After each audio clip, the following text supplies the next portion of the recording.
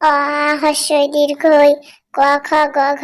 দূর, মা যে কেন এই পড়তে বলে আমারই মাথায় ঢোকে না। সব সময় শুধু পড় আর পড়। আমার মোটেই যে পড়তে ভালো লাগে না। আমার শুধু মনে হয় খাই আর ঘুরে বেড়াই।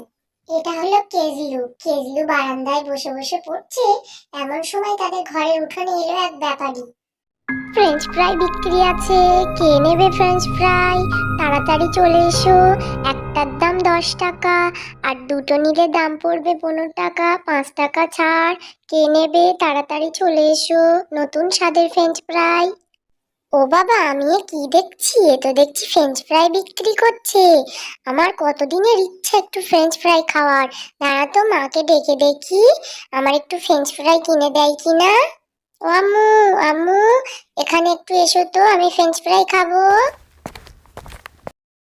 আরে কেজলু, পড়তে বসে না বসে আমাকে ডাকছিস কেন রে? ও মা, ওই দেখো ফ্রেঞ্চ ফ্রাই ব্যাপারী এসছে, আমাকে একটা কিনে দাও না গো মা, আমি খাবো। সকাল হতে না হতেই ফদ্দ শুরু করেছিস? আমি টাকা কোথায় পাবো? এখন পড়াশুনো কর, তোর বাবা আসলে তাই কিনে দেবে।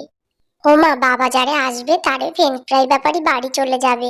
তোমার কাছে তো টাকা আছে, আমাকে এক প্যাকেট কিনে দাও না। আমার কাছে তো টাকা আছে মানে টাকার গাছ আছে, নাড়া দেবো আর তোর জন্য পড়বে, তাই না? ও মা, দাও না, অফার চলছে। এক প্যাকেট 10 টাকা, আর 2 প্যাকেট 15 টাকা। আমাকে 2 প্যাকেট চিপস কিনে দাও না, 15 টাকা কি তোমার কাছে নেই বলো মা?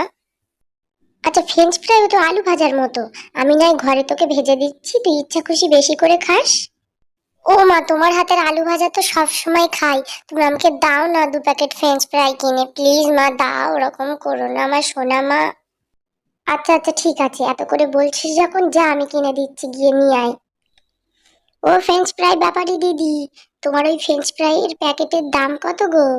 একটা নিলে 10 টাকা, আর দুটো নিলে 15 টাকা, দুটো নিলে 5 টাকা ছাড়।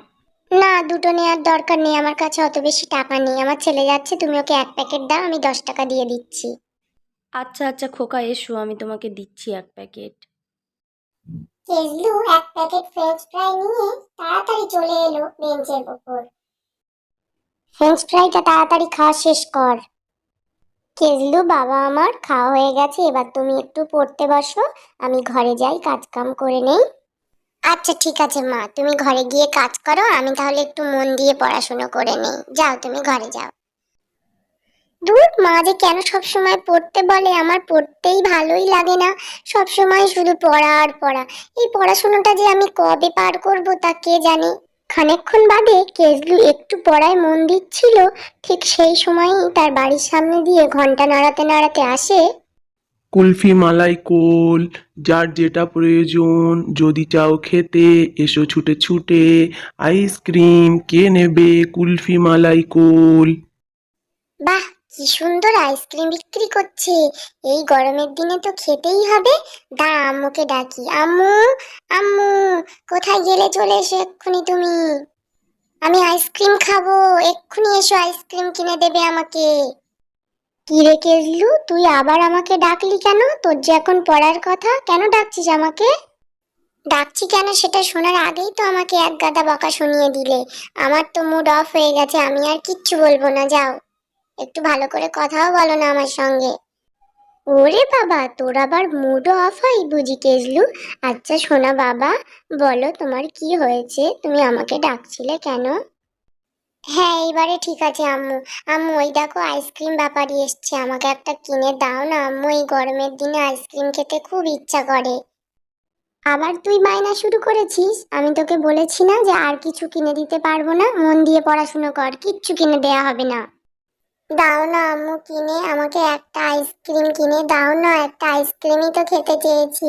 আমার ভালো লাগে না, আমার কেউ ভালোবাসে না, আমাকে একটা আইসক্রিমও কিনে দেয় না। এই কেজলু শোন, কালকে বাবার সঙ্গে কাজে যাবি তুই, তাহলে বুঝতে পারবি টাকা আয় করা কতটা কষ্টের।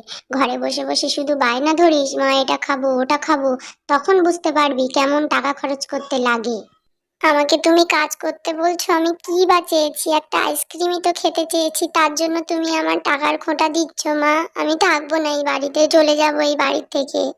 আচ্ছা বাবা, আচ্ছা, তোর আর বাড়ি ছেড়ে চলে যেতে হবে না, আমি দিচ্ছি তোকে একটা আইসক্রিম, কিন্তু আজ সারাদিন কোনো খাবার চাইলে হবে না কিন্তু। আজ সারাদিন কিচ্ছু আর খেতে চাবো না আম্মু, প্রমিস করছি। তুমি শুধু একটা আইসক্রিম কিনে দাও। ইউ আর সো সুইট আম্মু। ও আইসক্রিম ব্যাপারী ভাই, তোমার ওই আইসক্রিমের দাম কত করে গো? দিদি, আমার এখানে অনেক রকমের আইসক্রিম আছে, 5 টাকা, 10 টাকা, 15 টাকা। আপনি কোন ধরনের খেতে চান বলুন?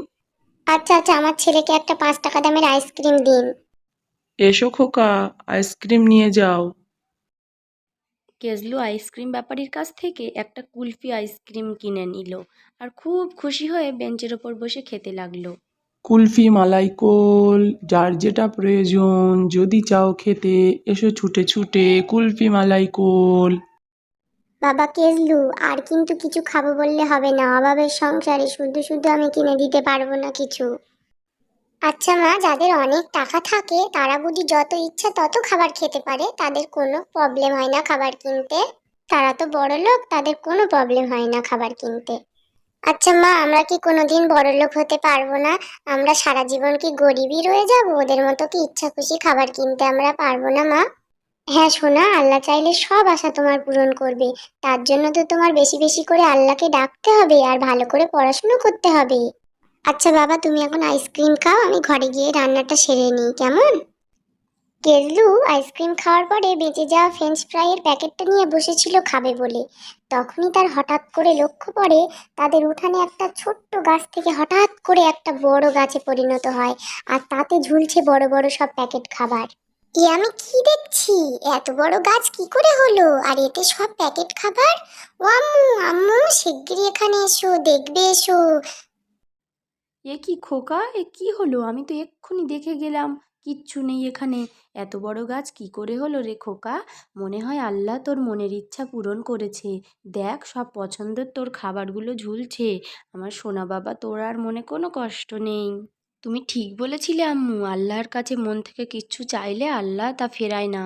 আমি বসে বসে আল্লাহর কাছে মন থেকে বলছিলাম, আল্লাহ আমাকে এমন কিছু ব্যবস্থা করে দাও যেন আমি মন খুলে খাবার খেতে পারি। এই খাবার কিন্তু বাবা তুমি একা খাবে না, তোমার সমস্ত বন্ধু বান্ধবকে দিয়ে খাবে, কেমন?